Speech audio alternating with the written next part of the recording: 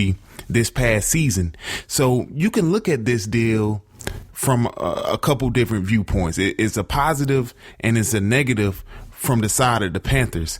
It's a negative because you give away your lockdown corner. You give away a guy that grew up in Greenwood, South Carolina, that's not that far away from Charlotte, North Carolina. So you got a guy who's basically playing for what amounts to the hometown team. He's got a lot of family in the area. He loves playing in Charlotte, and he's one of your best players on the team.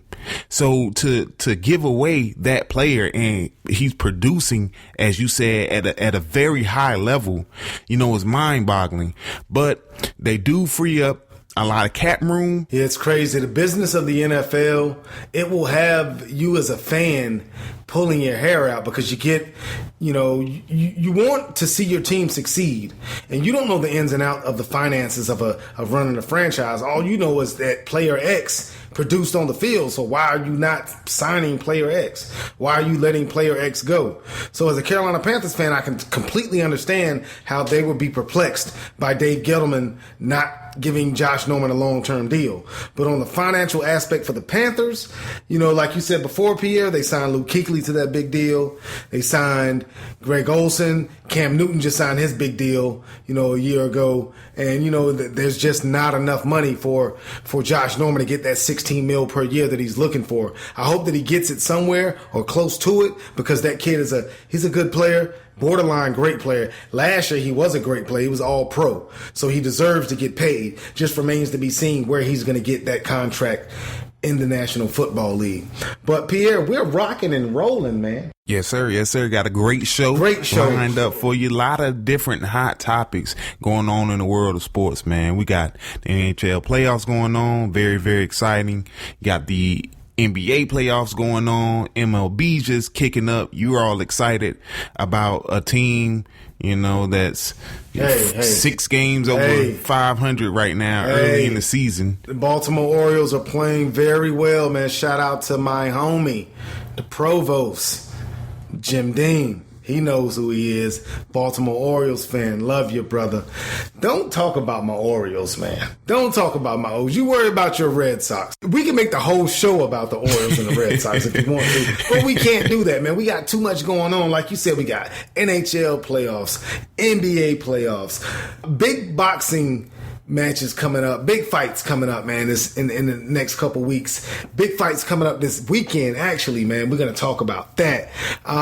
Had an interesting situation going on, in the world of MMA with Conor McGregor. We got a lot going on in sports. We can't write this stuff. We don't write it. We just speak on it. So with that being said, we're gonna take this commercial break. Don't go anywhere. But if you do, come right back, because we'll be back on the All Things Sport podcast right here on Spreaker Radio. Thank you for listening to the All Things Sport podcast with Daimeon Banks and Pierre Banks. Be sure to check out the In My Humble YouTube channel for all your sporting needs. The Capital City Qs present the Seersucker Soiree.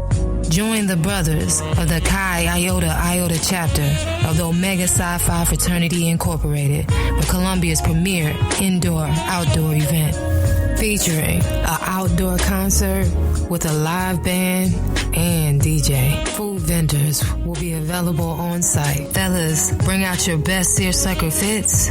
And ladies, make sure you're dressed to kill for the Metro's Flyest Groove for the grown and sexy. Saturday, May 14th at the Terrace of Adventure, 211 Gervais Street, Columbia.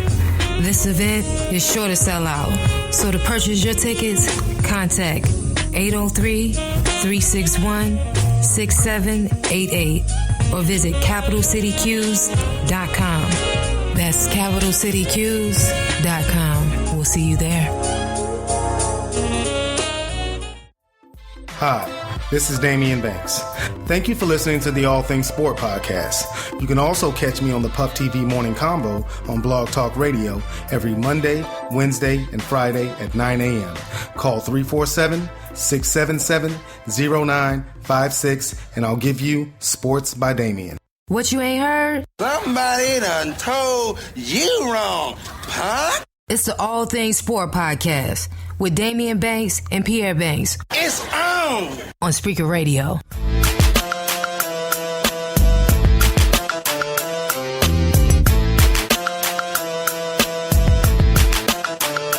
Welcome back to the All Things Sport podcast. I'm Daimeon Banks. He's Pierre Banks. We are in the Banks Boys studios together this week in Durham, North Carolina. Pierre made the short trip. Well, not the short trip, but he made the trip up to Durham from Columbia. Got a couple things going on business-wise. Switching gears to the National Basketball Association, which is called the NBA. The NBA playoffs are in full gear, full swing right now. First round action is going on. Lot of good games in the Eastern Conference. Surprising games in the Western Conference. LeBron, the Cleveland Cavaliers, man, having a tough go at it with the Pistons. But the Pistons are a pretty tough team. Out west, you got Golden State playing without Steph. Steph's got an ankle injury, hurt it in game one in that series versus Houston.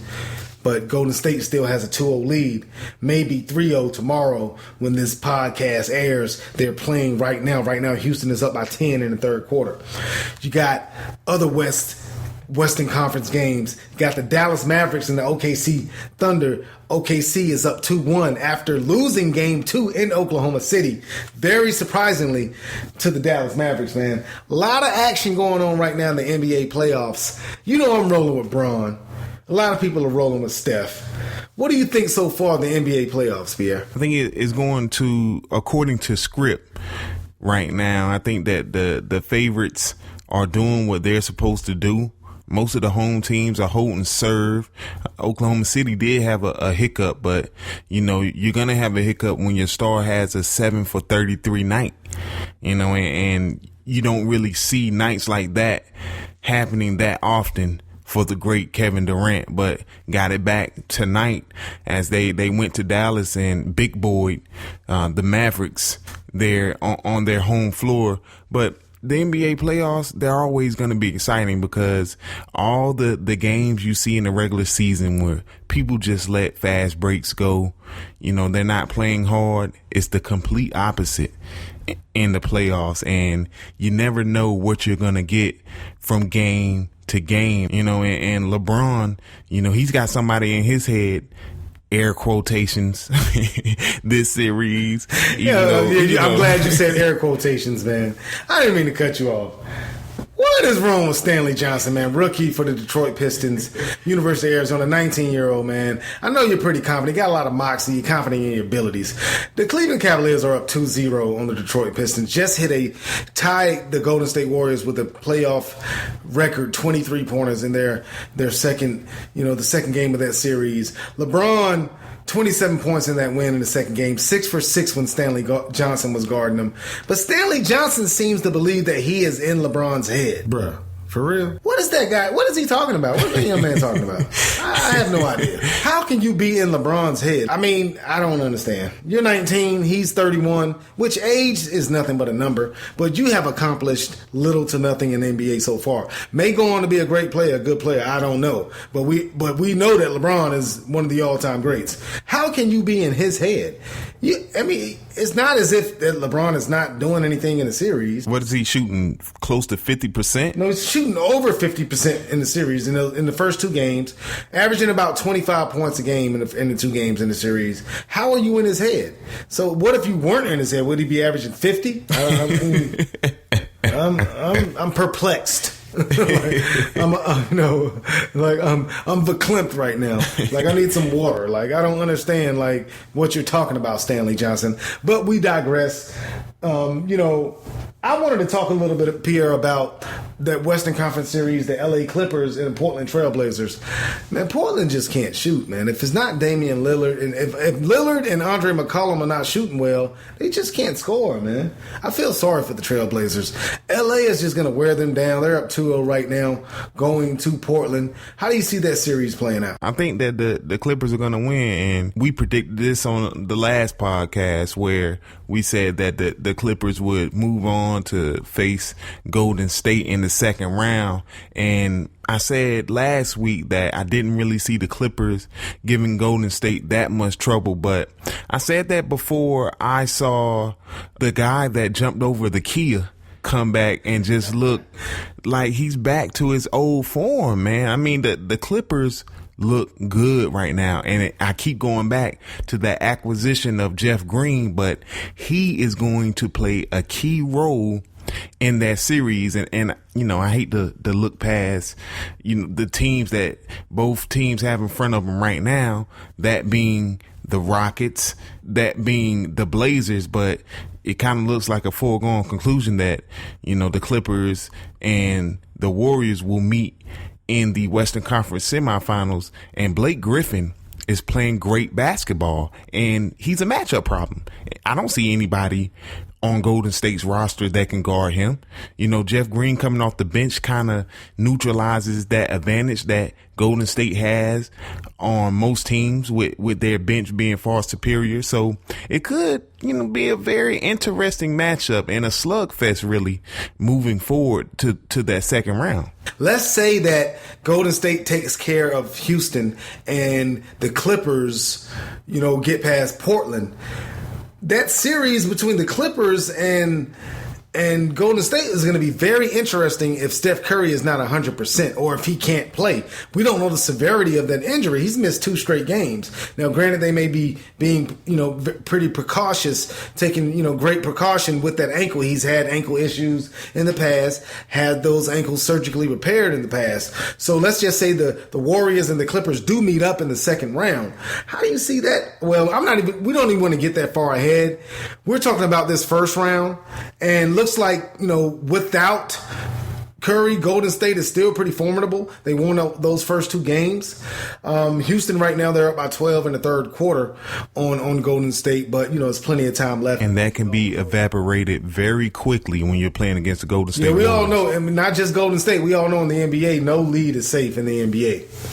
You know, so, you know, OKC is known to blow fourth quarter leads, and they find themselves in up 2-1 in their first round series with the Dallas Mavericks. Now, going back to the East, how good has Dwayne Wade and the Miami Heat looked against the Charlotte Hornets? Quietly, the Miami Heat have played the best basketball in the playoffs thus far.